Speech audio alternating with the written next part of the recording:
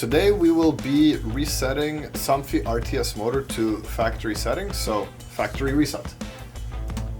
You need access to your power plug and you need a remote control. So what we will do is unplug for 1-2 seconds, plug back in for 1, 2, 3, 4, 5, 6, 7, 8, 9, 10. We'll unplug for 1-2 seconds. We'll plug it back in. It will operate. And we will press and hold this button, jogged once, and we will now wait for the motor to jog one more time. Now we have erased the motor. Next, we will do new travel limit programming. To initiate programming, press the top and bottom simultaneously.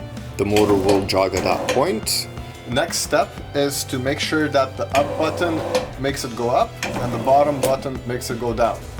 We will bring it up to our desired open position and we will press the My button and the bottom button simultaneously. This will bring the screen to go automatically down.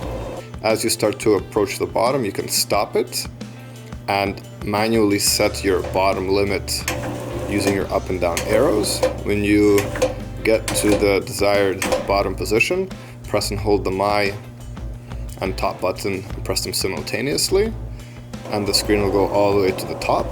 Once you reach the top of the motor, what you want to do is press and hold the middle button to save all the programming.